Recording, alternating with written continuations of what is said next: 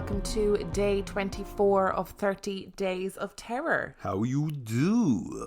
How are you doing? I'm alright, actually. I'm Mr. Motivator today. I feel quite impressed with how we've managed this in terms of... I mean, we're still both alive. We're still alive. We haven't fallen out yet. No, nobody's hurt each other. No, it's all good. Leanie's still relaxed. Who? Bim is still relaxed. Leanie is one of our many nicknames for her in case anybody's like, what did he just say? So I've got 5 stories for you today. Sorry, what? I've got 5 stories for you today. Oh my gosh, this is going to be the longest episode ever. Don't worry, they're 5 like baby stories. So they're little short stories, so it's okay. Okay, like miniature cheeses. Like miniature Baby Bells, which are very delicious, by the way, if anybody is looking for a good, healthy snack. A little mini Baby Bell will do it for you. It's very hot. I'm drinking Guinness. I'm sorry. And story number 1 today comes from Anonymous.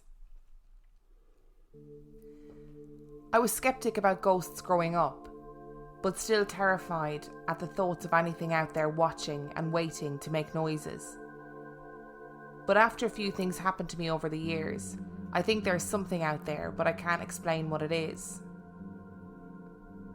When I was about 11, the power went in the house, and all 8 of my siblings and my mother were in the kitchen with candles and chatting about random stuff, when someone or something ran across the floor on the landing, which was above us. We all froze, and my mother sent myself, my sister and my brother to check it out because she was terrified. Mother of the year right there. But there was no one up there. We went through 3 bedrooms and a bathroom and no one was there. My father said it was the pipe settling and it was all in our heads. In the last 10 years, I've been getting knocks on the walls when something was going to happen that was dangerous. I'm saying dangerous because it only happens if someone gets hurt or if something dangerous is nearby. For example, my cousin was attacked and I got the knock 2 hours beforehand, and my sister walked into a room, turned the light on, and the CCTV outside caught someone standing at the window and moved back when the light came on. I had gotten the knocks about an hour before this happened. There's also a smoke or fog-like thing in places wherever I am before someone dies. I recently got it in work in 2 different rooms and called a lad I work with for the first room because I could never explain it and I needed his opinion. He had no idea what it was because it has no smell. The second time I got it, I was the last one to leave the building. So I sent a video to my boss, who got electricians and builders in because she believed there was a fault, but nothing was wrong anywhere and they couldn't explain what it was. An aunt of mine died a few days later. I was in a world of my own thinking about what that fog could possibly be. Because, like, often those things are heard by the people that need to hear them. But then to generate like a fog or a mist that other people can see and can be recorded on camera is quite powerful, right? I would imagine that's pretty powerful, yeah. Yeah. That's a very odd... I've not even heard of that manifestation. Obviously, we've spoken about the knock before in terms of it being a warning sign, haven't we, on episodes? We have spoken about it on episode, yeah. So that's something we know about. Well, I've never heard of anything like that before. And for other people to be able to see it is fascinating. I would like to know if you could like email us in again if any of your wider family hear the knocks as well. Because I know in Banshee lore it's connected to families, not just individuals. So I'd love to know if other people in your family can hear it. I mean, clearly other people can see the smoke. Yeah, which is wild. Yeah, wild is the right word. But can other people hear the knocks, or do other people hear the knocks before things happen? Also, I just feel like as well we've had so many stories in these last 2 years about people who have had warnings of things. Whether or not you want to put it down to it being supernatural or it being your body's natural defense mechanism, whatever you want to think. But we've had loads of stories like that. So I think it's a pretty serious phenomenon. I feel like they'd be wasted on me and you, though. Why? I feel like we just miss them. Speak for yourself. I'm very observant.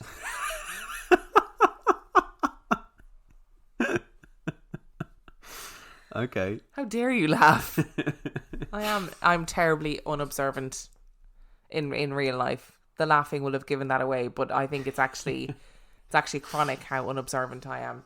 I'm also not down with, just to segue horrendously with no context to anybody else, I'm also not down with the running across the hallways, hearing things running. That must be especially when the power's out and you're sitting around by candlelight. Fuck that. Because running is a very unique, no, unique is not the word I wanted, a very distinct sound. Yes. It's not like scuttling, which could be an animal. Yes. Or scritching, which could be an animal. Yes. It is humanoid. Why do you use the word humanoid? That word petrifies me. Stop using it. Just say human-like. Humanoid makes me want to punch something in the face. Just, if ever a word needed to be drop-kicked, it's humanoid. Stop that. Okay, sorry. And our second story today comes from Sam. And Sam wants to shout out their colleague, Louisa, who also listens to the show. So, hello, Louisa. Cool. I went to a school called New Hall School, based in Essex. It was built in the 1600s and was owned by King Henry VIII.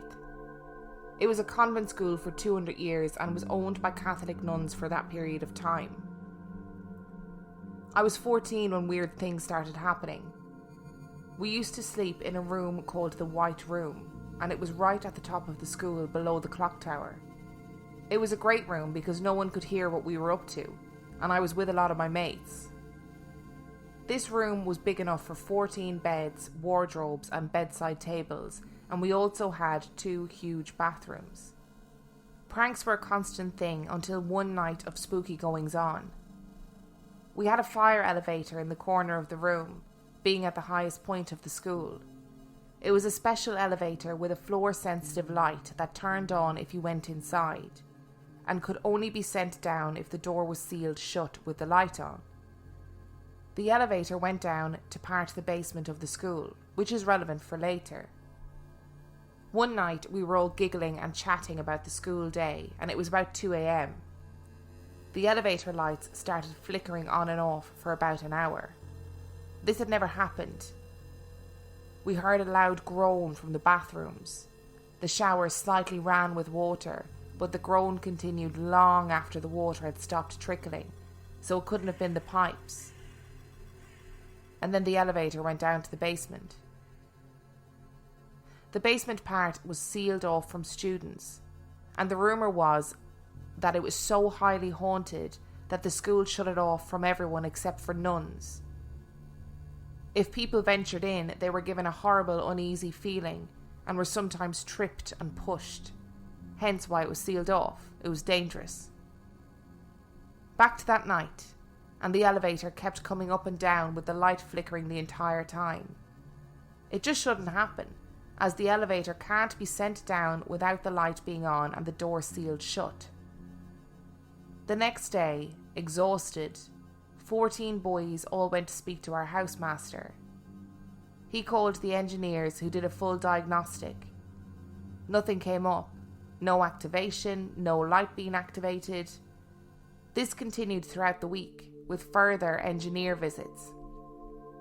We all dealt with it until Saturday night. Only a few of us were there on the weekend due to a rugby tournament the next day. We all started to sleep, but were woken up with a loud banging from the bathrooms. We all got up, armed with pillows, and saw that all of our shampoos and washing stuff had been thrown on the floor. Completely creeped out, we tried going to sleep, and we were woken up a few hours later with all the pillows from the other beds on the floor and the lamps all turned towards the elevator, and they were all turned on. The White Room, we found out, used to be an infirmary for the nuns for the last 180 years that it was a convent. Over 40 people had died in there. This next story is borrowed from a girl that I used to date, and she gave me permission to tell it. Where she lives, when she was younger, her dog used to have constant fits and seizures. She also used to bark at random spots in the walls and sometimes cry in a terrified kind of way. When the whole family were asleep, they would regularly hear something running up and down the hallway.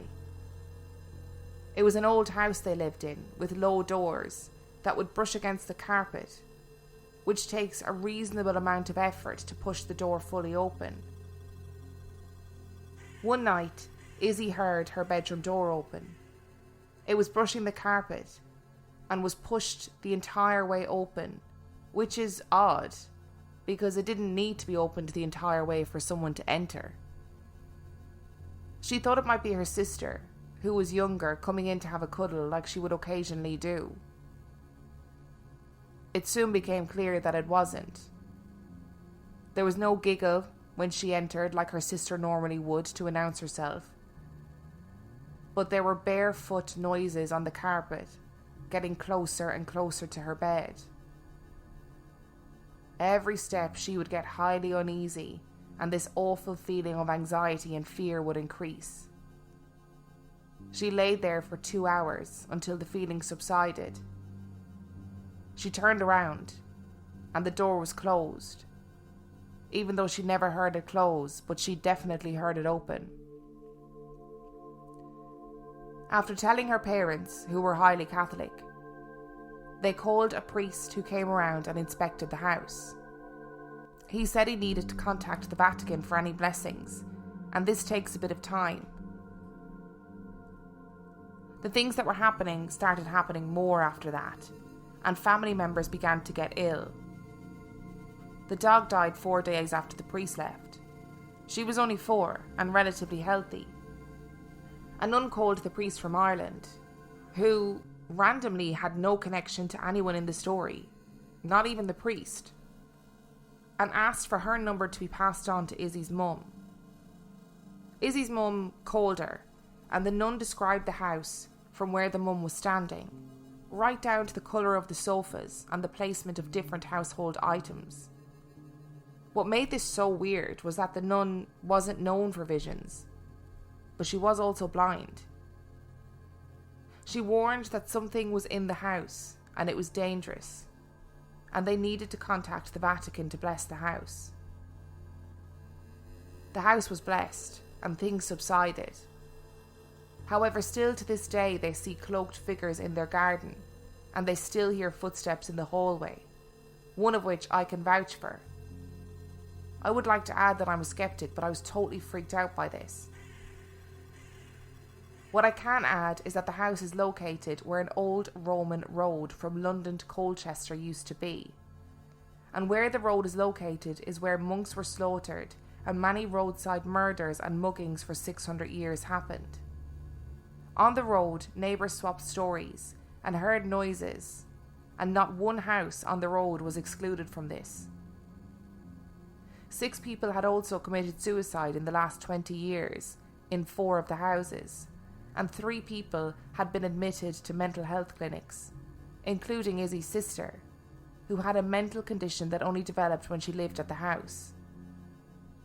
Izzy told me this story after I had heard whispering and running in the hallway when I stayed the night. As you can imagine, I got the fuck out of that house very quickly. Yes, I would too, Sam. I believe that you took the right course of action to evade the ghost. I agree. Just get out. It's not worth it. I don't like either of those stories.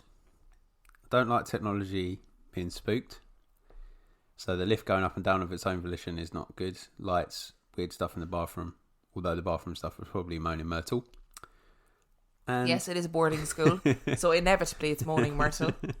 And the second story that he borrowed is in many ways worse because of the appearance of the vision from the blind nun, which makes me think of the film Veronica and the really kick-ass blind nun that smokes and ends up fighting demons. Is it like a prerequisite of being a blind nun that you have to be really cool? I feel like it is. I know nobody chooses to be a blind nun specifically, but I feel like, you know what? They just have to be cool. I feel like blind nuns that have visions probably hold more weight than seeing nuns that have visions. Because if that nun's been blind from birth, which I'm just presuming, wildly, She could have never have seen that house nor seen pictures of that house. So to be able to describe it in detail would suggest that she's actually had a vision. It would not be like you to jump to conclusions about anything. I never do so that. I am surprised that you would do it now. Yeah, I'm not feeling either of these stories. Not in like a nonsense way, but just in a like creepiness. It's got higher creepiness factors. And story number 3 today comes from Adriana. For a bit of context, this story revolves around my aunt and her house, which is a duplex. My aunt claims to be a medium and has always told stories about her paranormal encounters and experiences with the other side. I've always been a bit of a skeptic, and although she often told me about her home and the little boy who resided there, I'd always brush it off and make some logical excuse for her stories. One day she asked me to come over and look after her dog Daisy for a few hours, and having no reservations about staying at her house for the day, I agreed. I got to her house early in the afternoon, and Daisy came to greet me. I take her out, and then after she seems content, so I decide to lounge around and watch TV. Daisy has always been a pretty attached dog, and will often hang around next to you. So after about an hour, I realised she wasn't hanging around. I started checking around the house looking for her. Then I started to hear whimpering and scratching noises from upstairs. I head up the stairs and realise the noises are coming from my aunt's bedroom, so I go into her room and see her closet door shaking back and forth, and I can hear Daisy going nuts inside. The part that sent chills down my spine was that she had been locked inside my aunt's closet, and it couldn't have been an accident, because it was one of those old closets that had one of the locks that you have to turn and push the bolt into the hole in the frame. I opened the closet door and let Daisy out, who immediately bolted from the room. And at that moment, I felt the temperature in the room plummet, and the chills move from just down my back to an all-over body chill. I also bolted straight out of the room and down the stairs into the lounge, where Daisy was pawing at the backyard door, obviously not wanting to stay inside any longer. And I, also feeling the same way, opened the door and we both ran out into the backyard. We ended up staying outside until my aunt came home, and when she came back I told her what happened. She told me that stuff like that often happens in the house, and that even the night before she put Daisy in her cage for bed. This cage had one of those double-sided push locks, and the next morning Daisy was found outside her cage with her cage door closed and locked. My aunt also mentioned that the little boy ghost who resides in the duplex is very mischievous and often pulls pranks, and my aunt has to often tell him to knock it off. How my aunt sleeps in that house I will never know. Nevertheless, I've never agreed to house sit again. The other times she's asked me to look after Daisy, I've taken her to my house because I refuse to go into that house. I have no explanation for that day, and it's definitely left me questioning my own skepticism. Right. So this little boy ghost is going to be called Todd, because he sounds like a Todd to me. Stunning. I've got a message for Todd, who I'm sure listens to our podcast. I'm sure many ghosts listen to our podcast. If you are going to haunt a house and you want to be a bit mischievous, by all means, move stuff in the kitchen, run around upstairs, pull pranks on the man, or not the man, pull pranks on the aunt. By all means, do those kind of things. Be a mischievous child. But you mess with a dog, I'm not down with that. You've crossed a line, Todd. You have. And locking a dog in a cupboard is not funny. So, Todd, you need to learn from this mistake and not do it again in the future. That almost sounded like a teacher voice. I don't think I've ever used my teacher voice on this podcast. I don't think you have either. I feel a bit like... To be fair, I don't use it very often as a teacher either. I feel like I've been told off, and I didn't even lock any dog in a closet. But this is one of those stories that I actually really love, because what is... I mean, are we somehow going to suggest that Daisy is a miracle dog and can lock herself in cupboards? Or, it's such a simple story, but it is so inexplicable. Those bolt locks are designed in the olden days so that you couldn't just accidentally lock yourself in there. It had to be a proper turn the key effort and yeah. Do the lock. So for a dog to accidentally get locked in there is not possible. So it's just got to be Todd. And Todd, you need to behave yourself. I've had enough. And our fourth story comes from Emily. I'm a carer. I've worked in 3 residential care homes over the last 3 years. I had quite a lot of bravado and disregard for any spooky happenings for quite some time. But there have been instances that just cannot be easily explained away. I've stopped trying now. There's too many things to mention. It's ghosts, guys. I have 2 really prominent stories in my mind, and I hope you will humour me while I share them. The first is a lovely lady that we will call Sheila, who died last year. She was really small, like tiny, and she used to walk around with a Zimmer frame and tilt precariously to one side because her left leg would cause her pain due to a long-standing ulcer. Her leg was always wrapped in a big white bandage that stuck out under her skirt and went down to her ankle. She loved to sit in her bedroom by the window in a big green armchair and look at the garden. The week after Sheila died, a new lady moved into her room. I helped this new woman get ready for bed straight after tea as she requested, and then was surprised to see her call bell ringing an hour afterwards. I went in to check on her, and she was sat bolt upright in bed looking at a corner of the room. "Are you okay?" I asked her. She sort of scratched her head and gestured over to the green armchair, saying, "Yes, I'm absolutely fine, but could you please tell this little woman with the bad leg to leave? She keeps staring at me and I don't think she realises that this is my room." Needless to say, the green chair was empty. The second story is spookier. This care home I used to work in had 3 corridors with residents' bedrooms running down them. The air in Bluebell corridor was always different. Whenever I would walk down there, it was like the air was colder and thinner and would sort of catch me in my throat. I always hated doing the nighttime checks down there on my own, right from when I started. There were 5 women and 1 man who lived down there at the time, and 3 shared bathrooms running along the right-hand side. These bathrooms were the sort with automatic lights, so that residents didn't have to remember where the light switches were. So whenever anyone physically entered the room, the light would turn on, and if there was no movement, the bathroom would be dark. I'm sure you get the idea.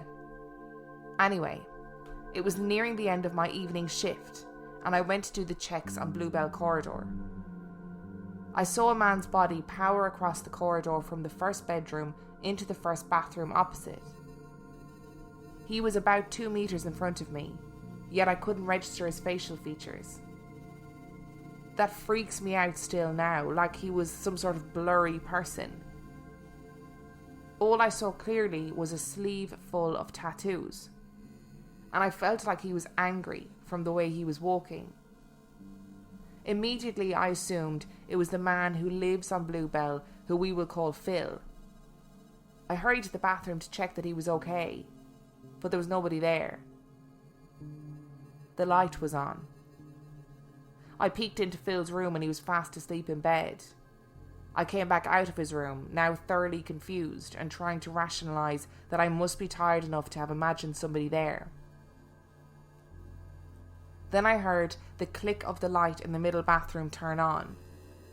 The door was open so I could see that there was nobody in there, but there it was, all lit up. The middle bathroom light turned off. And finally the third bathroom's light turned itself on and then off again.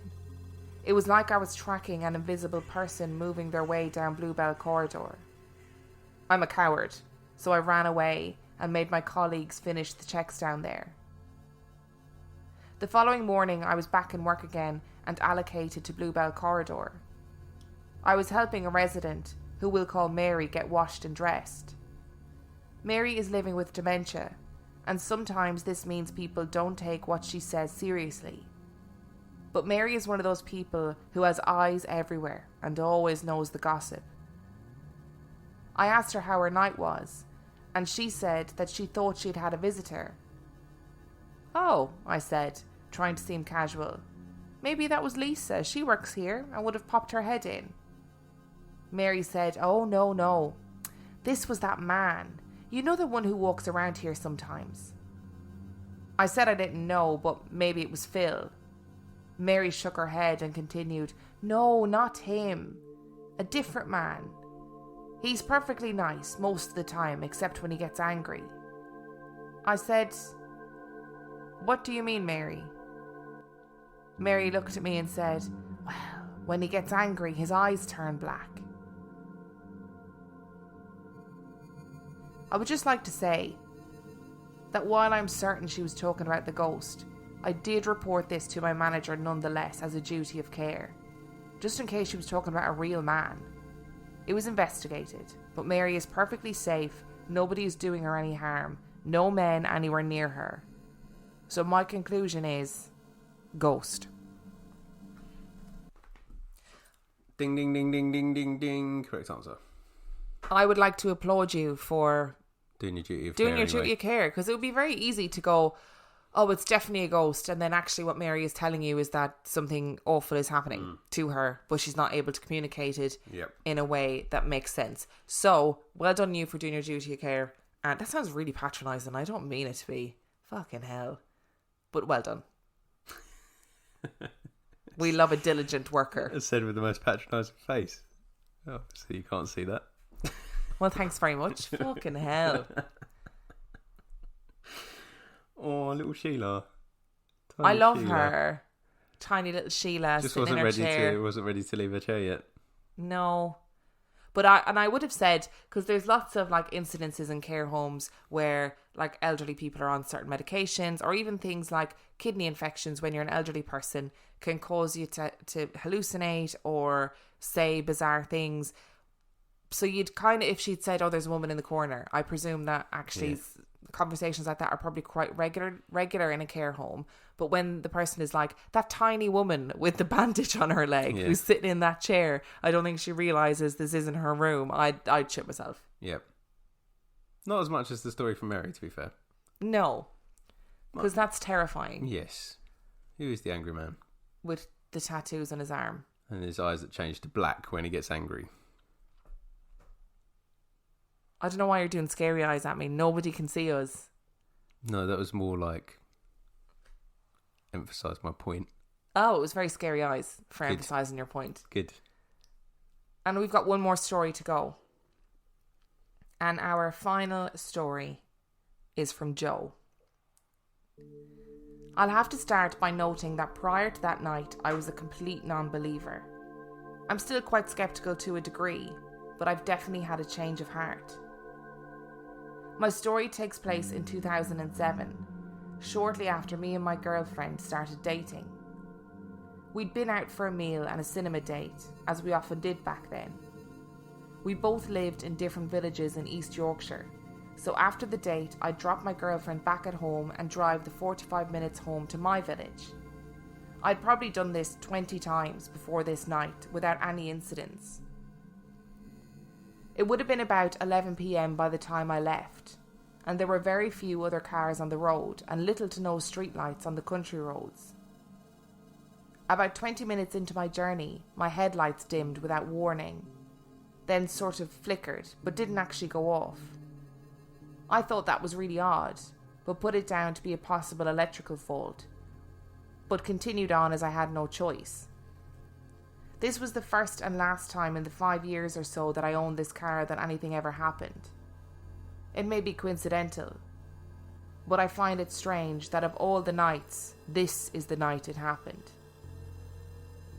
About halfway through my journey, I have to enter a village and take a sharp right. I always hated this corner because it sort of creeps up on you, and without knowing the roads could potentially be quite dangerous. The village is really small and quite pleasant during daylight, but at night time it becomes really eerie and creepy. As I'm approaching the turn, perhaps 100 metres away or so, I'm starting to slow down, but probably still moving at around 40 miles an hour. That's when, out of the corner of my eye, I notice something by the window. I haven't immediately turned because I'm looking where I'm going, but I can tell it's white. Oh, perhaps it's a light, I'm thinking. Curiosity got the better of me and I turned. And for a split second I see a woman with dark hair and a white dress staring back at me. Honestly, it was so brief, but I saw enough. I'm not afraid to admit that it scared the shit out of me.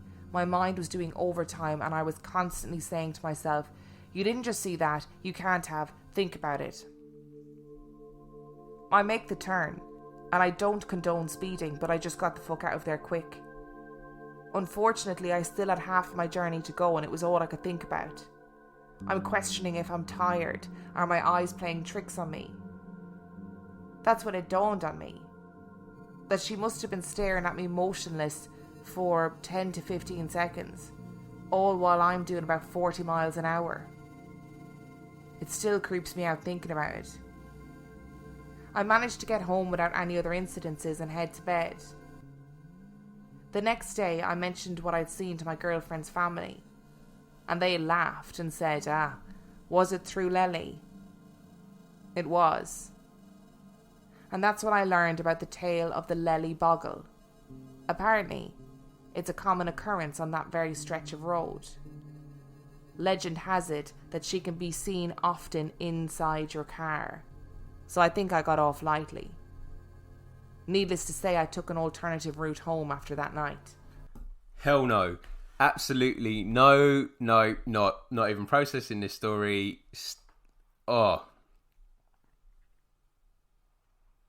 cannot handle. I've driven too many country roads in the middle of the night. I'm sure everybody's gotten that paranoia where you're on your own driving in a country road at night time and you convince yourself that if you look in the rearview mirror there's still going to be something in the back of your car. I've done that so many times where I've been like, there's going to be a person or a fucking alien, something's going to be in the back of my car. But yes, you definitely did get off lightly, Joe, because can you imagine if you looked in your rearview mirror and she was... It's actually making my legs go to jelly. I actually would have flipped the car. I would not have been able to contain myself. It reminds me of that time when I was driving home from Canterbury to Norfolk, and I was driving through the outskirts. I want to say the outskirts of Holt in Norfolk, and it must have been about 2:30 in the morning. Holt. It was not in the town centre. It was on the outskirts on the drive through. So it's quite, they're nice houses, but there doesn't tend to be a lot of people around at that time of night. And no word of a lie, my headlights focused on this wall, and against the wall was what I can only describe as a gangly teenager who had, those puffer jackets with the ribbon on it. Yeah. Had one of them on, but backwards, and the hood was covering his face, and he was doing some weird kind of dance.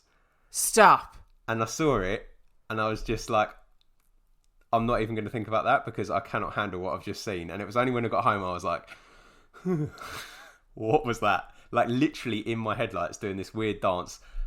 Had the puff jacket on, wrong way round. Now, knowing Norfolk teenagers, it could have legitimately been a teenager. Oh, it sounds like it definitely was a legitimate teenager. When you think about it now, like a puffer jacket backwards, definitely there were friends behind that wall giggling. And they were doing that probably to every car that came around. But I would drive fucking straight into them. Scared. I was like, I'm not even going to think, because I know what my mind is like and how easily I am scared. And I was just like, I am not even registering that. Because if it had been in the town itself, I would have laughed. Because, it's just... But it was just so far beyond. I don't even think it was Holt, actually. I think it was before Holt, in one of the villages before Holt, because I was coming back a different way. Oh my gosh. It was just not in an area where I expected to see people at that time of night. And it was just so bizarre. Just the movement and the fact that it was just like a puffer jacket with a hood over the face. That is more terrifying. The boggle is more terrifying. There's by a no long way, but just seeing stuff where you don't expect when you're driving as well, because it's fleeting glimpses of everything all the time. You never really get to process what you're seeing unless like you're following it. there's no wonder that there are so many hitchhiker folklore and stories all over the world. Yep. It's one of those things that doesn't just exist in the UK or America. Like, it's all over the world. Oh, Joe, you fucked me up, mate. That was a terrible story. I mean, again. I think people know. You're okay. Okay. So if you enjoyed today's episode and you can ever drive again on your own at night time on a country road in East Yorkshire, then you can specific if. then you can go onto our website, reallifeghoststoriespodcast.com, where you can find links to our social medias, links to our email, links to our Patreon, where for $5 or $2 a month you get heaps of extra content. Not that anybody needs it at the moment. And don't forget, if you are able to, if you have the financial means to do so, please donate to Out of the Woods Wildlife Rescue and Rehabilitation, and if you do that, you have the chance to win some free merch. And the link to everything that you need is in the description of this episode. And on that note, we shall see you tomorrow. Boy.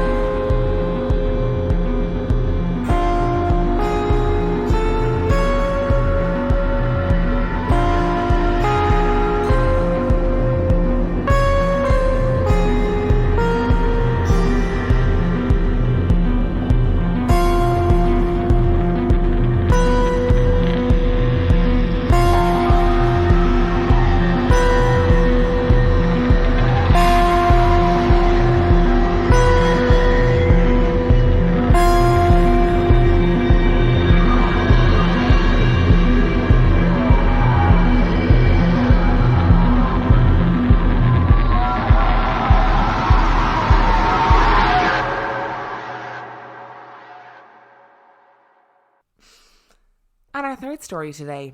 What's a massive intake of breath for? I don't know. And our third story today. I think I'm having a breakdown. It's so hot in here. I'm That's what's dripping. happened. The only reason I haven't got my shirt off is because I know that the sweat that will collect on my belly from touching this plastic thing will be worse than what I'm currently feeling. And our third story today, if you gulp that, so help me God. Need to drink.